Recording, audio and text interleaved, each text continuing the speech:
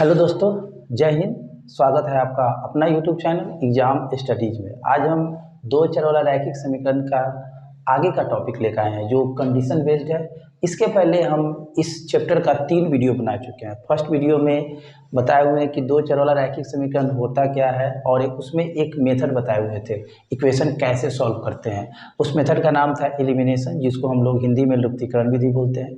Second video में हम आपको बताए हुए थे सब्स्टिट्यूशन, जिसका हिंदी प्रतिस्थापन, एंड एक और विधि उसमें बताए थे कंपैरिजन, जिसको हम लोग तुलनात्मक बोलते हैं। थर्ड वीडियो में हम आपको बताए थे क्रॉस मल्टीप्लिकेशन, वज्रगुणन विधि, और एक और विधि बताए थे अनुपात निर्णय विधि, जिसको हम लोग रेशियो डिटर्मिनेशन मेथड कहते हैं। ये 5 विधि आप लोग को हम बता चुके हैं। इक्वेशन का दो चर वाला रैखिक समीकरण को 5 विधि से हम सॉल्व करना बता चुके हैं। आज हम कंडीशनल क्वेश्चन लेकर आए, कंडीशन बेस्ड क्वेश्चन आए। इसको जानने के लिए सबसे पहले आपको कुछ फॉर्मूला पे ध्यान देना होगा। जैसे कोई भी इक्वेशन इसी फॉर्म में होता है। जैसे हम लोग कोई इक्वेशन लिखते हैं 3x + 4y = 9, 5x - 4y लिख देते हैं = 10। तो इसको अगर हम 0 के बराबर करते हैं, ध्यान से समझेंगे और वीडियो को स्किप नहीं करेंगे, थोड़ा सा टाइम देंगे, आपको बहुत कुछ सीखने को मिलेगा। ज़्यादा देर नहीं, 10 से 15 मिनट। फिर यहाँ देखिए 5x - 4y - 10। अब आप यहाँ पे जो देख रहे हैं दो इक्वेशन, आप देख सकते हैं इसी फॉर्म में है। a1 की जगह पर क्या है 3, b1 की जगह पर क्या है 4 और c1 की जगह पर क्या है -9। फिर a2 की जगह पर क्या है 5, b2 की जगह पर क्या है -4 और c2 की जगह पर क्या है -10। तो ऐसा आपको इक्वेशन दे देगा और बीच में k दे देगा, कोई वेरिएबल दे देगा, जैसे यहाँ k दे देगा, a दे देगा, कोई भी, और कहेगा कि अगर ये कंडीशन है तो इसका वैल्यू निकाले। तो इसमें 3 कंडीशन होते हैं। पहला कंडीशन होते हैं a1/a2 ≠ b1/b2, a1 b1 c1 a2 b2 c2। आप समझ सकते हैं a1 b1 c1 a2 b2 c2 question में दिया गया कांस्टेंट टर्म होता है जो एक्स वाई के गुणांक में रहता है। कोफिशिएंट, गुणांक का मतलब कोफिशिएंट होता है। तो यहाँ a1/a2 ≠ b1/b2, इसका मतलब ये होता है एक और केवल एक हल। इंग्लिश में इसको क्या बोलेंगे, यूनिक सॉल्यूशन। हम पहले इसलिए लिख दिए हैं कि टाइम ज़्यादा न लगे और वीडियो शॉर्ट हो, इसीलिए हम पहले लिख दिए हैं। तो इसको हिंदी में बोलते हैं एक और केवल एक हल। इसका नाम हो जाएगा यूनिक सॉल्यूशन या one and only one solution, one and only one solution, एक और केवल एक हल, सॉरी केवल एक हल होगा। एक और बात है, इसी को ऐसे लिख देगा कि अगर ये अद्वितीय हल, अद्वितीय हल करने का मतलब यूनिक सॉल्यूशन है, तो k का वैल्यू निकाले, m का वैल्यू निकाले। तो एग्जाम में इससे ऑब्जेक्टिव रहता है कि चेक करें कि क्या इस समीकरण का अद्वितीय हल है। इसका एक और नाम है संगत, और इसमें रेखा प्रतिच्छेद करती है। यानी प्रतिच्छेद का कंडीशन किस में आता है, तो सिर्फ इसमें आएगा। जो क्वेश्चन इस कंडीशन को फॉलो कर रहा है वो कंडीशन कहलाएगा एक और केवल एक हल, या अद्वितीय हल, या संगत, या प्रतिच्छेद करती है। तो क्वेश्चन आपको इस तरह से दे देगा चेक करने के लिए, कोई दो इक्वेशन दे देगा और कहेगा जांच करके बताएं, चेक करके बताएं क्या इस समीकरण का अद्वितीय हल है, संगत हल है, प्रतिच्छेद करती है। तो तीनों के लिए अगर ये कंडीशन फॉलो कर देते हैं तो मेरा क्या हो जाएगा, अद्वितीय हल हो जाएगा, या संगत हो जाएगा, या प्रतिच्छेदित हो जाएगा। उसी तरह से अगर इस कंडीशन को फॉलो करता है, तीनों इक्वल होगा, तो इसको अनगिनत हल बोलेंगे, इन्फिनाइट सॉल्यूशन। और इसका एक और मीनिंग हो जाता है, रेखाएं क्या होती है, समपाती। एक वर्ड आ गया समपाती। समपाती क्या होता है, जैसे एक लाइन पे अगर एक और लाइन इसी पर से जाए तो वह समपाती होता है। इसी पर से, उसी के ऊपर से होकर जाए, जैसे ये हाथ है और इस हाथ के ऊपर एक हाथ कर देती है, ये समपाती हो गया। ठीक है, तो ये पता कैसे चलेगा, तो हम आपको जब ग्राफ बताएंगे और ग्राफ खींचिएगा तो इसके पहले जो आपको हम 5 मेथड बताए हैं, उस मेथड में जो भी एक्स वाई का वैल्यू निकाले हैं, सारा क्वेश्चन, जो भी क्वेश्चन सॉल्व होता है इस कंडीशन को फॉलो करता है। यानी अब मान लीजिए यही क्वेश्चन हमको सॉल्व करना है, हम कहें कि इसका कंडीशन क्या होगा, जरा चेक करके देख लीजिए। इसमें a1 का वैल्यू क्या होगा 3, b1 का 4, c1 का -9। A2 का 5, C2 का -4, सॉरी B2 का, और C2 का -10। चेक क्या करना है, कभी भी कंडीशन पे आधारित क्वेश्चन हो हमको 3 चीज निकालना होता है, A1 बटा A2 3/5, फिर B1 बटा B2 4/-4, कट जाएगा तो -1 होगा। तो याद रहे, एक चीज याद रखिएगा, अगर A1 A2 B1 B2 के इक्वल न आए तो C1 C2 में जाना जरूरी नहीं है। तो आप देख सकते हैं A1/A2 का जो वैल्यू है क्या B1 बटा B2 के बराबर है, बराबर नहीं है। यानी इसको हम ऐसे लिख सकते हैं A1 बटा A2 not equal to B1 बटा B2।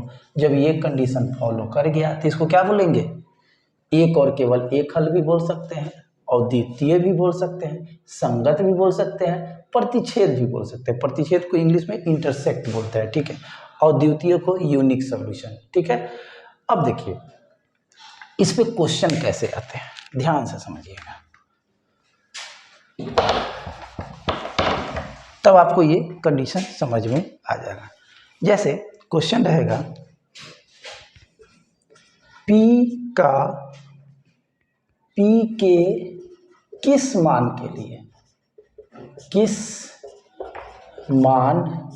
के लिए दिए गए समीकरण के निकाय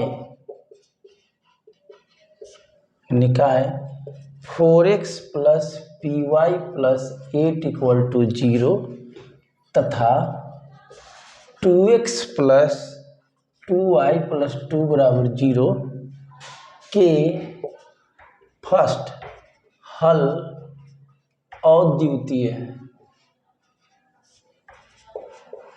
पहला, और दूसरा कोई हल नहीं है, कोई हल नहीं है।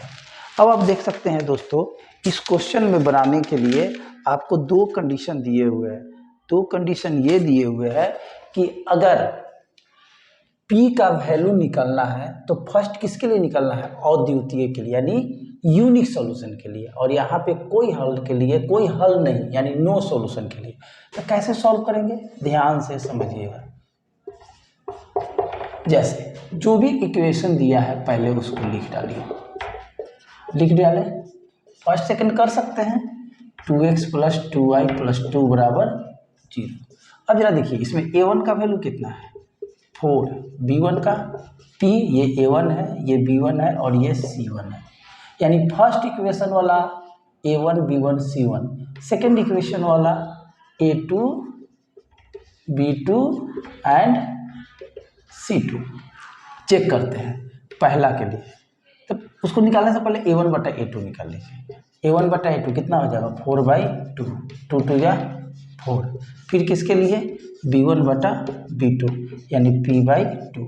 अब हमको पहला किसके लिए निकालना है, अद्वितीय हल के लिए। किसके लिए, अद्वितीय हल के लिए। अद्वितीय हल का कंडीशन क्या होता है, A1 बटा A2 not equal to B1 बटा B2। आप देख सकते हैं अद्वितीय हल। अब जरा देखिए यहाँ पे A1 का वैल्यू कितना है, A1 बटा A2 का 2 नॉट इक्वल टू B1 बटा B2, वैल्यू कितना हो जाएगा, P/2।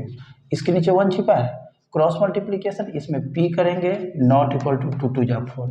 इसका मतलब क्या समझे, P नॉट इक्वल टू 4, यानी अगर हम यहाँ P का वैल्यू 4 को छोड़कर, देखिए P नॉट इक्वल टू 4, 4 को छोड़कर कोई भी वैल्यू रखेंगे तो किस कंडीशन को फॉलो करेगा, अद्वितीय के लिए।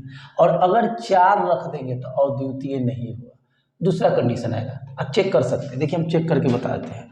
4x, P का वैल्यू कितना है, 4y + 8, हम इस P के जगह पे रख दिए। फिर देखिए उसके बाद क्या इक्वेशन है, 2x + 2y + 2 = 0। A1 बटा A2, A1 बटा, ये A1 है, ये A2 है, ये B1 है, ये B2 है, ये C1 है और ये C2। तो A1 बटा A2 करेंगे 2 आएगा, B1 बटा B2 करेंगे 2 आएगा और ये 4 आ जाएगा। यानी ये दोनों बराबर है, ये बराबर नहीं है, तो इसको कौन सा हल बोल देंगे, A1/A2 बराबर B1/B2 बराबर नॉट इक्वल टू C1/C2, यानी ये कंडीशन कौन सा हल हो जाएगा? कोई हल नहीं। और हमको निकालना क्या था? अद्वितीय। तो इसका मतलब ये हुआ P not equal to 4, P 4 के बराबर नहीं है, बाकी सबके बराबर है। अगर P को 4 के बराबर कर देंगे तो ये कंडीशन फॉलो नहीं करेगा। उम्मीद है कि आप लोग मेरी बात को समझ रहे हैं। सेकंड किसके लिए निकालना है? कोई हल के लिए। कोई हल न हो, ठीक है, कोई हल न होने के लिए। तो कोई हल न होने का कंडीशन क्या होता है जरा देख लीजिए, यही ना कंडीशन है, A1/A2 not equal to B1/B2 not equal to C1/C2। अब जरा देखिए A1/A2, A1 का वैल्यू कितना है? 4/2, B1/B2 वैल्यू कितना है? P/2, P है ना B1, और B2 कितना है? 2, और नॉट इक्वल टू C1/C2 8/2। अब जरा देखिए, हम लोग जानते हैं कि जब तीन गो इक्वल हो, A बराबर B बराबर C, तो जरूरत के अनुसार एक बार ये दोनों को बराबर कर सकते हैं, एक बार ये दोनों को कर सकते हैं, एक बार ये दोनों कर सकते हैं। कहने का मतलब A बराबर B, B बराबर C, A बराबर C, ये खुद पे डिपेंड करता है। तो यहाँ पे आप देख सकते हैं P का वैल्यू निकालना है, तो क्या इससे कुछ मतलब है? इन दोनों को बराबर कर दीजिए, यानी 4/2 इक्वल टू P/2, 2 2 या 4, तो कितना आ जाएगा? P का वैल्यू 4, यानी P अभी हम चेक करके भी दिखाए हैं कि अगर P का वैल्यू 4 के बराबर हो जाएगा तो कौन सा कंडीशन फॉलो कर देगा? कोई हल नहीं होने का। यानी आप ये समझ सकते हैं कि जब तक ये याद नहीं रहेगा तब तक ये क्वेश्चन सॉल्व नहीं होगा। स्क्रीनशॉट लीजिए तो हम आगे बताते हैं।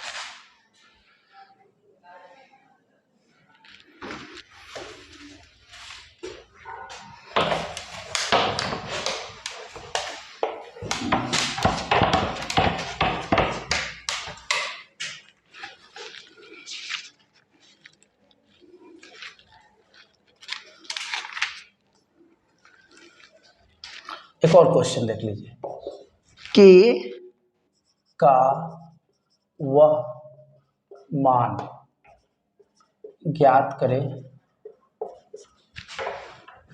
जिसके लिए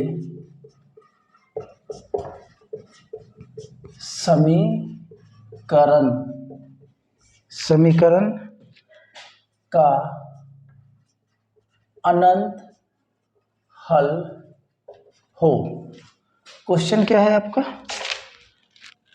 kx plus 3y minus k minus 3 is equal to 0, और इसका सेकंड इक्वेशन है 12x plus ky minus k is equal to 0।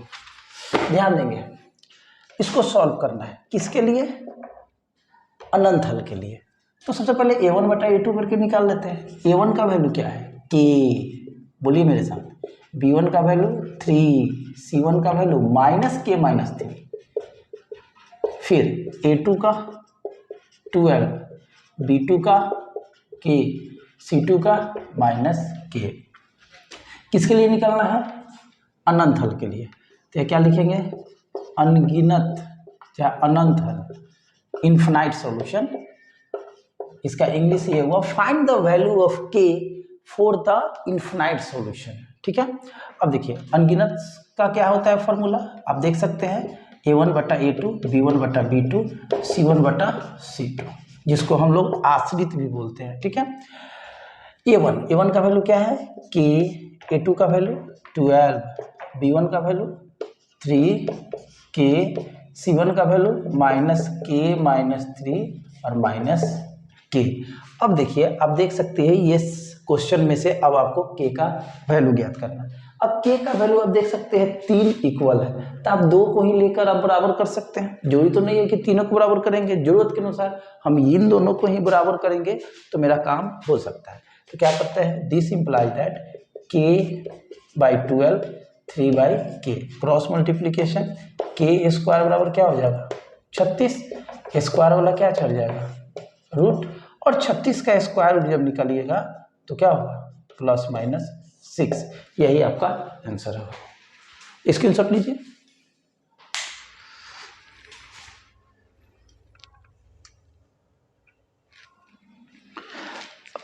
अब जरा देखिए, अब यहाँ से जो हम k का वैल्यू निकाले हैं +-6, इसमें अगर आप -6 रखिएगा तो आपका कंडीशन फॉलो नहीं करेगा, यानी यहाँ पे -6 इस कंडीशन को, किस कंडीशन को, अनंत हल को फॉलो नहीं करता है। तो जब हम यहाँ से आंसर निकालेंगे तो यहाँ 36 है, अगर रूल देखा जाए तो स्क्वायर रूट में से जो भी टर्म निकलता है वो +- के रूप में होता है, लेकिन चूंकि हमको यहाँ पे माइनस कंडीशन को फॉलो नहीं करेगा, जैसे आप रख कर देखिए -6, एक के का वैल्यू माइनस रख के देखिए, -6x + 3y माइनस, यहाँ पे जब -6 रखेंगे तो कितना हो जाएगा, -9, ठीक है। फिर यहाँ देखिए 12x -6y, अब -6 तो -6 हो जाएगा, a1/a2 तो कितना आएगा -1/2, 6 दूना 12 होगा, 3 दूना 6 -1/2, और ये सब तो कट ही जाएगा।